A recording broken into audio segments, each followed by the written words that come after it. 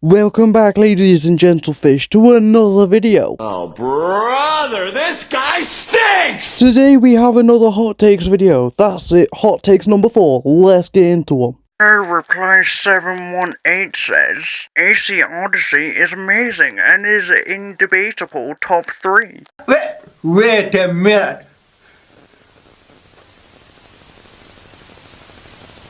Wait, that don't make no kind of sense. Wait a minute, lads. Hold up, let me reread this. AC Odyssey is amazing and is Indebatible top 3. Yeah, I thought that's what I read. Well, mate, you're just goofy goobering, surely. I think this is the most goofy goober answer I've ever gotten for a hot takes. Like, top 3 out of all Assassin's Creed? Really? I absolutely hate to see what your ranking is for these Assassin's Creed games. Oh, you know what? All that I can say is this. Shut your Super Meme Bro 3 says, Gotta do a new voice for this one. Unity is hella overrated, combat feels off, parkour is too floaty, and there are no kill strings. Okay, let's go down every single thing. You say combat feels off. What do you mean by that? I have zero idea what you mean by it's off. As someone who plays Assassin's Creed Unity religiously, I'm sorry, but the combat is possibly the best one and more in-depth any Assassin's Creed game has ever had. So I don't know what you're on about by combat is off, so I have zero Scooby-Doo. Maybe you're on about that it can be a little bit buggy sometimes. Yes, I've come across that when like you go for a little finisher, it just sometimes doesn't work, but I have zero Scooby-Doo other than that. You say parkour is a little bit floaty. To be fair, I can a little bit agree with that. Sometimes it does feel a little bit floaty. I can't necessarily disagree. Sometimes it can be a little bit floaty, but unfortunately, that's what we have to deal with. I don't think they're going to be fixing it anytime soon. Like, parkour is very, very good. It is very, very good. Animations are solid, and it's very, very fun to traverse around Unity, but I feel like it's just a little bit floaty sometimes, so I can agree with you on that. And the last one, being boozled my brain. What do you mean, no kill streaks? This is not Call of Duty. This is not Fortnite. Like, what do you mean, no kill streaks? Like, what do you want? A 40 kill streak and then you get an atomic bomb? What do you want? I'm so confused. This is Assassin's Creed. You do not get kill streaks as far as I'm concerned. What do you mean? It's been boozled my brain. The bean boozles are bean boozling. What do you mean? I'm so confused. Let me show you how confused I am. This is how confused you've gotten me. CosHot865 says, the quality of AC Rogue and AC Unity suffered tremendously by being made at the same time. Honestly, this isn't a hot take, this is just factual. This is honestly factual. I get that Ubisoft wanted to make a game for people that didn't have the new gen consoles, but having them both come out at the same time, on the same year, it just made them both suffer. It made Rogue suffer for the main fact that people said it was a AC4 clone, and then, well, we know what happened to Unity. Leave me alone!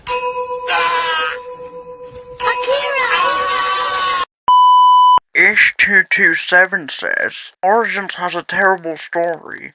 Great game otherwise. Shut your Well, that's all I gotta say for that. Sugar Waffle says, Beautiful name, by the way. Sugar Waffle says, Desmond is such a good character. The modern day story is much more important than people give it credit for, and people who complained about it so much are part of the reason why storytelling of this franchise took such a nosedive post AC3. The stories of Altair, Ezio, and Altair You gotta make sure that Altair's in there twice. do not exist in a vacuum. Every single one of them were written to complement the journey of Desmond's story was at, and killing him off resulted in the series losing framework that held everything together. If you didn't care about it, you fundamentally missed the entire point. Alright, Sugar Waffle, chill out, just take a chill pill.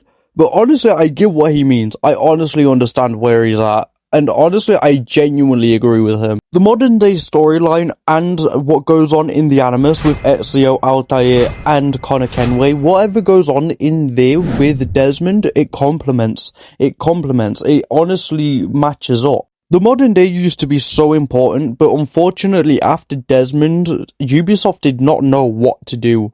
And it's actually upsetting because we went from a faceless guy to then I think Layla. So I don't know what was going off with Ubisoft. You should not kill off a character until you are ready to then move on from that character. But unfortunately, Ubisoft had no idea where they were going at all. So the modern day suffered, so that equals people ranting and raving about the modern day. And I just feel like the modern day is a huge integral point of Assassin's Creed. Empty Alternative 859 says, AC Syndicate and its DLCs are the best in the series. AC Origins and Odyssey absolutely suck. Oh, you know you've done goofed when you have 2 downvotes on your hot take. Like, this is the most absolute goofy goober, small brain, one working brain cell move you've ever done in your life. Like, what? Bro, Syndicate ain't that good. The Jack the Ripper DLC is fantastic, but every other DLC? Come on now you're just trying to be different. Like, come on. The parkour is terrible. The only time parkour is decent is if you learn how to do it properly, but even then, it does not have a dedicated jump button. If you try and jump, the character will shake their head and go, no, you don't have freedom to yeet yourself. Like, come on. Like, I'm sorry, but if The Last of Us is out here saying that having a dedicated jump button is revolutionary, AC Syndicate is the one where it's just like, you're not allowed to do anything. I'm sorry. The story, in my opinion, is decent. Could be better. It could be. But it is what it is. DLC-wise, the only good DLC, like I've said, is the Jack the Ripper DLC. You're just trying to be different at this point, dude. Swift Whiskers says, AC1 is top 5 game in the series and is only one that gets the assassin fantasy just right. I am not saying the other games are bad, but they are not aiming for the same thing. You know what, Swift Whiskers? You know what? I fully agree. I fully agree that AC1 is the only Assassin's Creed that delivers on the true Assassin's Creed fantasy, the true assassin fantasy. Altair ibn Ahad is the only true, proper assassin. You could go, Oh, but what about Ezio? What about Ezio? What about Edward Dave Kenwright? What about Connor Kenwright? What about all these other assassins? Now, my dear viewer, you may be thinking, oh no, this guy's just going rogue. Oh no. But here's the thing. What other assassin is actually untouchable in combat? What other assassin is actually so sneaky you've been like, oh wait, how is he dead on the floor, right? I'm being boozled. I turned my back just a quick second and he's dead. How's that happen then? My brain's being boozled. You're trying to tell me that Ezio is better in stealth? Out of all assassins, the person that puts the creed first most is Altair ibn Ahad. This man dedicated his life to the Assassin Brotherhood. This man fully changed the creed to make it better for Ezio, for the future assassins. It is not because of Leonardo da Vinci that they now can keep all their fingers for their hidden blades and are able to have two. No. It is because of the king, the glorious king of Altair ibn Ahad. I feel like every other game past AC1 is not necessarily focusing a lot on the creed. The creed is still there in the background, depending on the game, but I feel like AC1 is the only true Assassin's Creed that focus on the Assassin's Creed. But I'm going to leave this here, ladies and gentlefish. I'll see you in a bizzle. Take care and peace.